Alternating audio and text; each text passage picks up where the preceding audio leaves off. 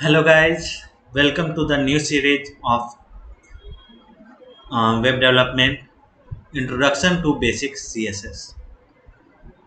अब HTML5 basic के बाद बेसिक CSS जानना ज़रूरी होता है ताकि हम जो ऑर्गेनाइज करके एक डॉक्यूमेंट तैयार करते हैं उसको एक अच्छा डिज़ाइन दे सकें. Cascading style sheets tell the browser how to display the text and other content that you write in HTML. हम लोग HTML के डॉक्यूमेंट लिखते हैं ताकि उसको मतलब जो भी चीज़ें हम लोग दिखाना चाह रहे हैं वो ऑर्गेनाइज कर सके. और CSS जो है हम लोग इसलिए इस्तेमाल करते हैं ताकि जो भी हम दिखाने वाले हैं जो भी ऑर्गेनाइज कर चुके हैं उसको किस तरह से यूजर को डिस्प्ले करें जो कि उसे पसंद आए. Note that CSS is a case sensitive, so be careful with your capitalization. CSS एक केस सेंसिटिव है, मतलब कैस्केडिंग स्टाइल शीट्स जो कि इसका फुल फॉर्म है ये केस सेंसिटिव है. यानी कि हम लोग जो कैपिटल में लिखेंगे और जो स्मॉल में लिखेंगे वो दो डिफरेंट माना जाएगा, वो सिमिलर नहीं रहेगा. HTML हमारा केस इंसेंसिटिव था जो कि कैपिटल या स्मॉल दोनों में लिख सकते थे. ब्राउजर सेम समझता लेकिन डेवलपर लोग फिर भी लोअर ज़्यादा प्रेफर करते हैं. CSS has been adopted by all major browsers and allows you to control color, fonts, positioning, spacing, sizing, decoration, transitions. CSS सभी मेजर ब्राउजर के द्वारा अडॉप्ट कर लिया गया है और वो CSS से आप कंट्रोल कर सकते हैं कलर, बैकग्राउंड या फिर मतलब कि एलिमेंट का कलर क्या होगा, फिर फॉन्ट यानी कि कैसा फॉन्ट दिखेगा, कितना बड़ा होगा, कितना वेट रहेगा, कितना मीन्स एवरीथिंग फॉन्ट रिलेटेड. फिर पोजिशनिंग यानी कि एब्सोल्यूट और रिलेटिव अलग अलग टाइप के किस तरह से पोजीशन करना चाहेंगे. स्पेसिंग यानी कि दो एलिमेंट में कितना स्पेस रहेगा. साइजिंग यानी कि किस एलिमेंट का कितना साइज रहेगा. डेकोरेशंस यानी कि अगर कुछ एलिमेंट्स है तो वो कैसे डेकोरेट किए जाएंगे, कैसे स्टाइलिश दिखेंगे. ट्रांजिशन एक चेंज मतलब कि कैसे वो स्लोली चेंज होगा एक एलिमेंट का जो प्रॉपर्टी है दूसरे प्रॉपर्टीज में. तो there are three main ways to apply CSS styling. और CSS स्टाइलिंग को अप्लाई करने के लिए तीन तरीके हैं.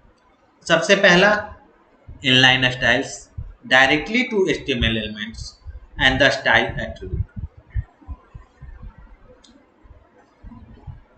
सबसे पहले जो CSS स्टाइलिंग करने का तरीका है वो है HTML एलिमेंट में डायरेक्ट स्टाइल एट्रीब्यूट को यूज करते हैं.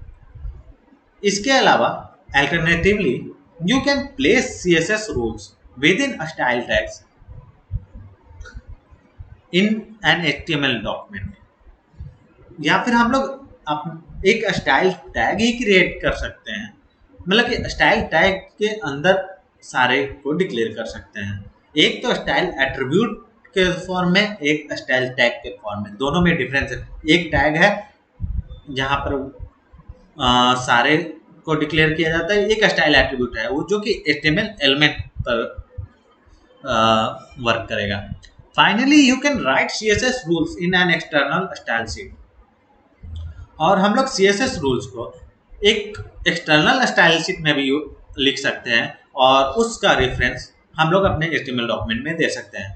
Even though the first two options have their use cases, most developers prefer external style sheets because they keep the style separate from HTML elements.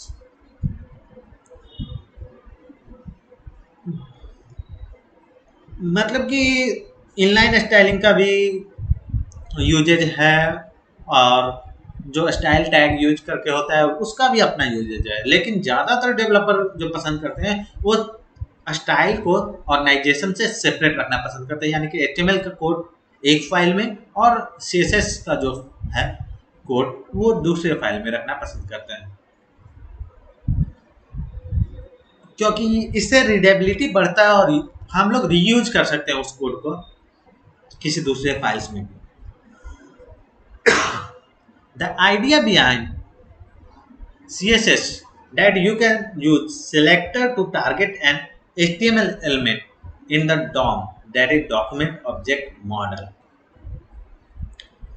CSS के पीछे जो idea है वो ये है कि हम लोग सिलेक्टर यूज कर सकते हैं ताकि हम HTML एलिमेंट को टारगेट कर सके जो कि हमारे डॉक्यूमेंट ऑब्जेक्ट मॉडल में है, and then apply a variety of attributes to that element to change the way it is displayed on the page.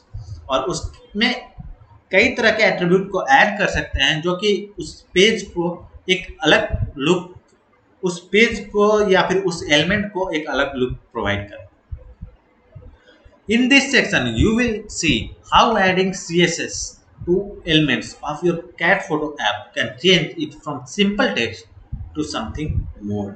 और हम लोग जो कैट फोटो ऐप बना रहे थे HTML5 बेसिक में, उसी में हम लोग जैसे CSS अब ऐड करेंगे तो वो देखेंगे कि वो CSS ऐड करने से कैसा सिंपल जो टेक्स्ट और कंटेंट है वो थोड़ा अच्छा दिखना शुरू हो जाता है। यहाँ पर एक नोटिस है, note some browser extensions may interfere with elements on the page। if the tests fail, try disabling your extension for most reliable experience। Okay, अगर टेस्ट फेल करता है तो देखेंगे। सो इसी के साथ हम लोग अपना फर्स्ट लेसन शुरू कर सकते हैं। सो अभी के लिए इतना ही। Thanks for watching.